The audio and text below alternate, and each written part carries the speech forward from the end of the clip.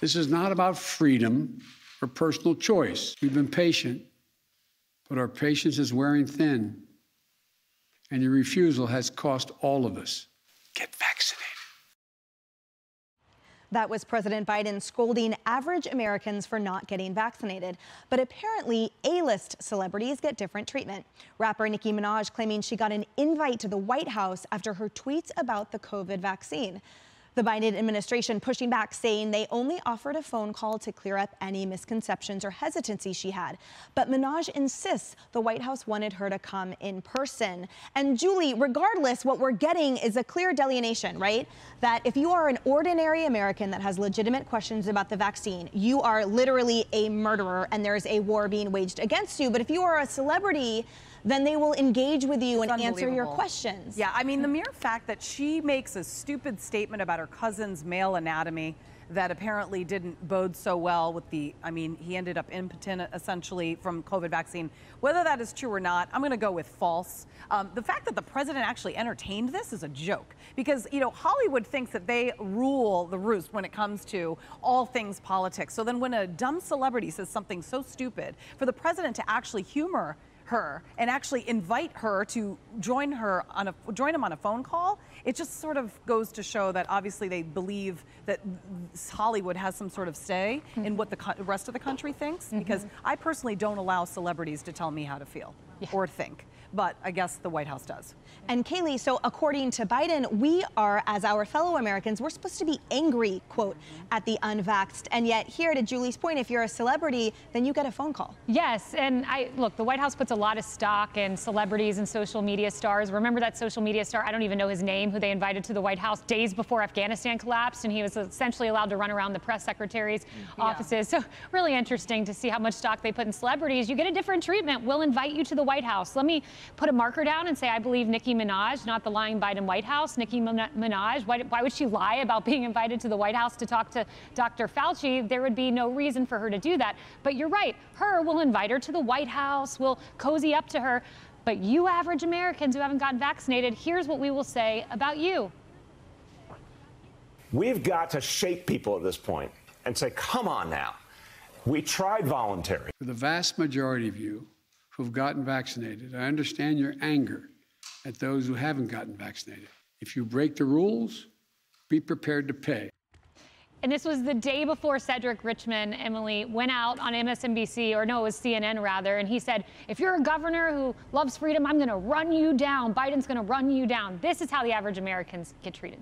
That's exactly right, Kennedy. There is such a chasm here between being an ordinary American, how you are treated by this administration, and whether you are a celebrity. And here's the thing, though. Here they got it right. You answer questions with information. You don't answer with mandates over messaging, which the administration has gotten wrong with everyone else this entire time. Well, and I think the reason the White House is reaching out to Nicki Minaj is 70% of African Americans in New York City are unvaccinated, and there's a great deal of skepticism, and rightly so. There's a lot of distrust between the African American community and the federal government. And Nicki Minaj is saying, I want to do some more research before I get the vaccine. What I would like to be a part of is the phone call between Anthony Fauci and Nicki Minaj, where he's going, Nicki, the vaccine does not make your testicles swell up to the size of a grapefruit. The vaccine is not going to cause impotence. Tell your friend in Trinidad that he's okay. It's probably something else. He can come see me in my office. Wow, that was really good. Guy, that's a really hard act to follow, but what are your thoughts? I have no words for this episode of Black Mirror. We live in the strangest timeline imaginable, with Nicki Minaj tweeting out Tucker Carlson segments and denials from the White House and all this stuff. It's strange. I'm a very, very big proponent of the vaccine. I got vaccinated as soon as I could, based on conversation with multiple doctors on the air and off the air.